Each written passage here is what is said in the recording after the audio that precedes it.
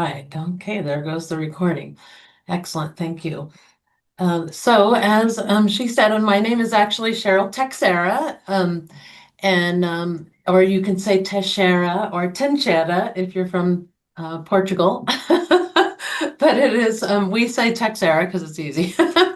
Okay, so today we're going to be talking about specialization, becoming the category of one, and how you can position yourself as that only logical choice in a sea of sameness. We want to make sure we are standing out as a true leader. You guys can see my screen okay, right? Okay. All right. So if you have ever been told, you're amazing, but I went with someone cheaper, it's not a sales problem. It's not a pricing problem. It's a positioning problem.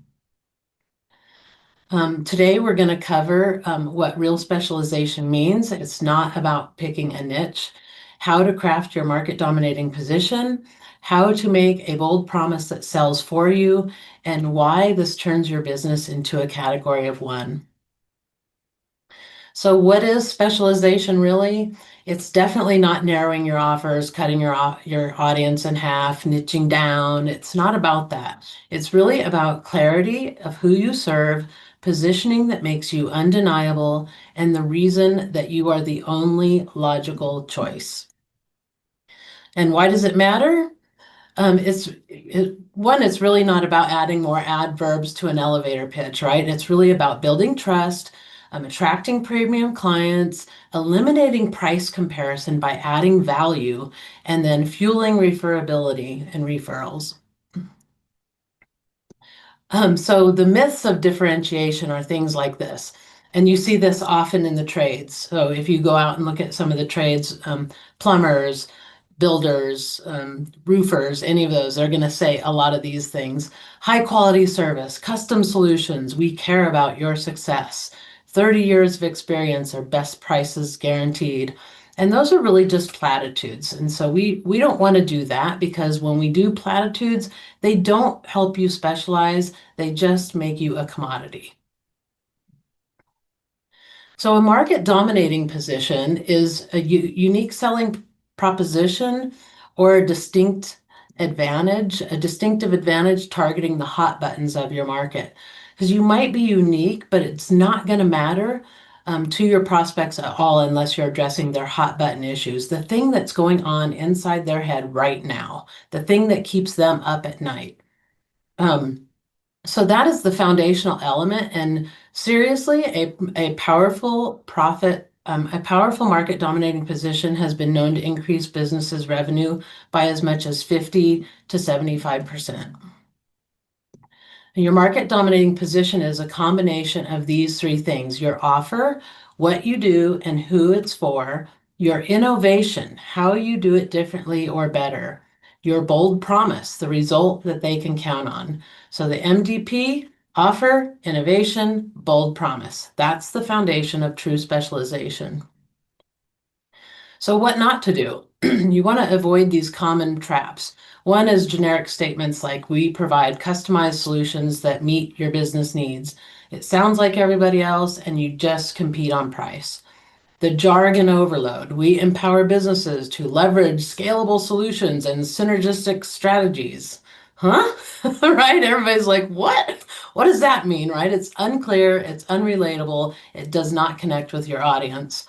Or empty platitudes like, we care about your clients, we deliver high quality service, your success is our priority, we go above and beyond. Those are vague, they're expected, they're not measurable, and really anybody can say those things, right? So it really adds zero credibility. Instead, we want to speak to the real pain point and showcase how you solve it differently and make a clear and bold promise. So an example of a market dominating position, when Domino's Pizza first came out out on the landscape, they became like the hottest pizza place in the market. And their market dominating position was fast hot pizza for hungry college students. Hot fresh pizza delivered in 30 minutes or less, or it's free. And why did it work? Because it had a clear outcome, it had a defined audience, the hungry college kids, it had a bold promise, and operations backed it up with that promise because they put their locations, near college um, campuses so that they could, keep that promise of 30 minutes or less, right? Now, the thing is, even though the audience is defined, that certainly doesn't mean that nobody came in that wasn't a college student. The people that came in, everybody came in. Everybody ate at Domino's for a long time, even though their pizza was not the best pizza. Um, Here's another example. We help service-based entrepreneurs increase sales by 140% using our proprietary 3-hour per week social media system without paid ads, dancing on camera, or posting daily. Why does this work? Because it shows the ideal client, it's service-based entrepreneurs, it has a quantified outcome, increased sales by 140%, has a unique approach, 3 hours per week system, and it handles objections, no paid ads, no dancing, no daily posting. So your MDP is not just an elevator pitch, it's a commitment. It's a commitment to your audience. It's a commitment to your clients. It's a commitment to the outcome that you're going to promise. And it's a bold promise to them. It's that bold promise, the one that nobody else is willing to do or say. And we'll get to that in just a few minutes.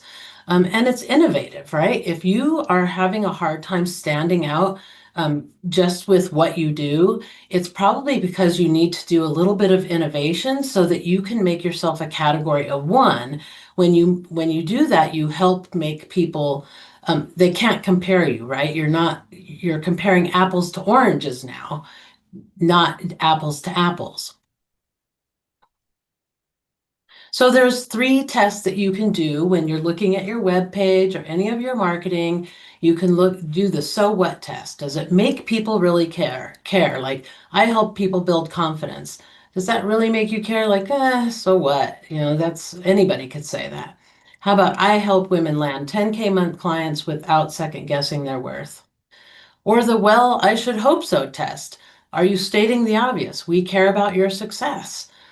A lot of business owners care about their clients' success, right? How about we guarantee 2 times ROI, or we work with you free until you do?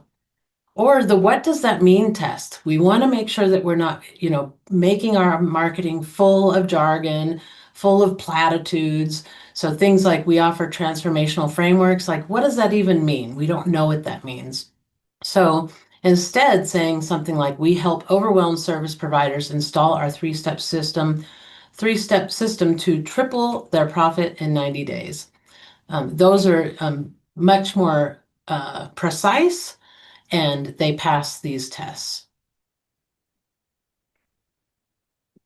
So one of my clients, a neuroperformance success coach, we worked on her market dominating position, and her result was more than 51% increase in revenue, from 46.15 a week to 69.93 a week. Her close rate jumped from 33% to 56%. Her average sale increased by 24%, and she had a record high week of $13,200. Pretty awesome. And you can see her quote there.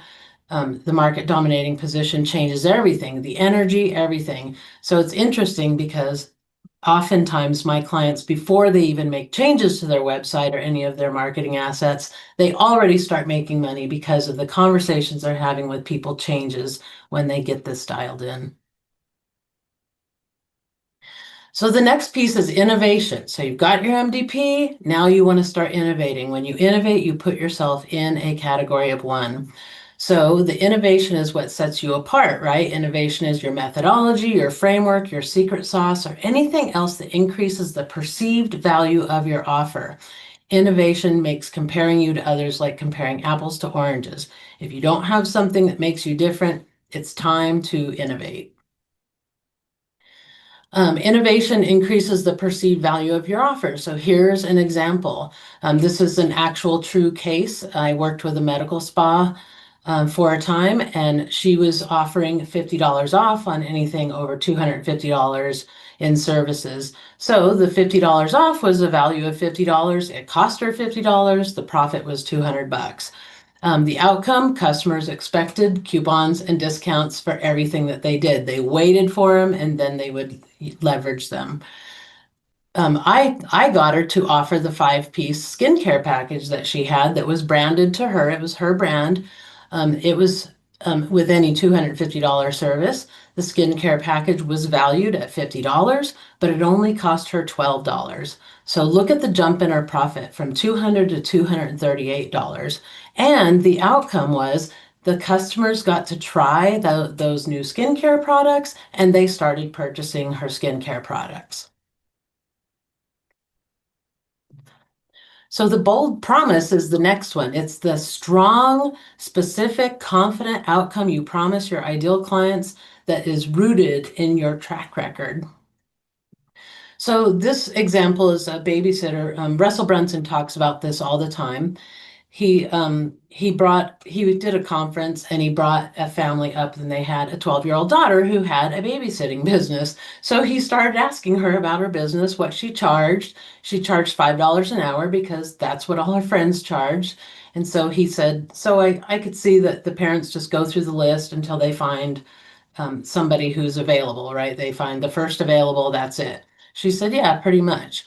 And he asked her what she did, and she said, well, I take the kids outside to play, and I make sure that they don't just sit around and watch TV. I do things with them, and I make sure they're fed and they're clean and the house is clean and everything, and the kids are to bed on time.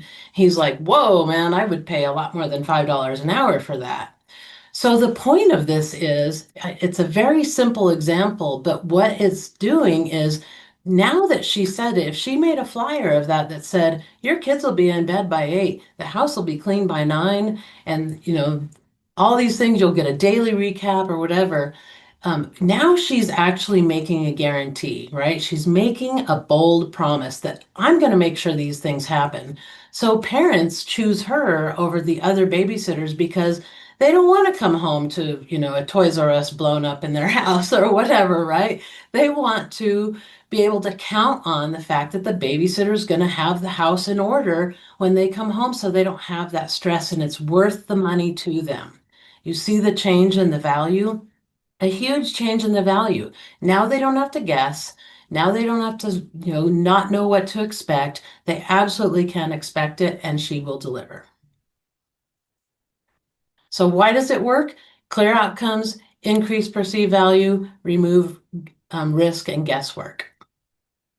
So what happened with one of my clients when she got dialed in her MDP and that bold promise, her promise after we did her research, did all the research with her, was to increase her sales, your sales on social media by 140%. When we got that and got that promise in her sales page, her revenue increased rapidly by 150%, 57%. Her close rate went from 20% to 54%, and her average sale increased by 40% because she had a 3-month option and a 1-year option on her on her sales page, and more people opted into the 1-year option because of that bold promise. It made that much of a difference. And at the 7-week mark, she went from 2,500 a week to 6,442 a week.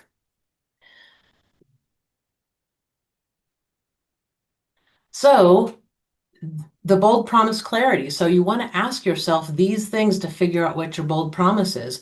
Your best client result, that's what's possible for them. The worst result is at the very least, you can get this if you at least try, right? And the average client result and the expected result are really your bold promise. That's where your bold promise sits.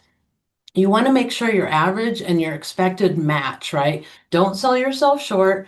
Don't think that the average is less than it really is. Really look at your numbers and figure out what it is. If you don't have a tangible way to measure the results of your clients, you want to try to get one some way, somehow, so you can actually measure results and have that. Because once you have that, and same thing with my client had that 140% bold promise. Well, before we did that exercise, she didn't want to make that claim. It made her nervous to make that claim. But once we really looked at her data, we saw that she could easily make that claim. And so she just stepped into that with so much confidence, and it really absolutely worked. I mean, her revenue skyrocketed.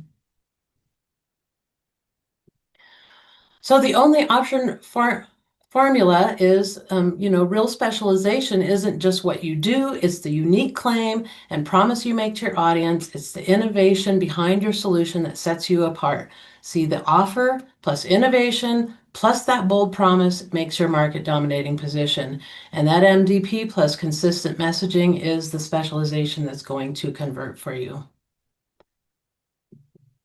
So if your positioning doesn't feel special, it's not specialization, it's commoditization. If you want to be the only option, you want to be the only option, not just another one, right?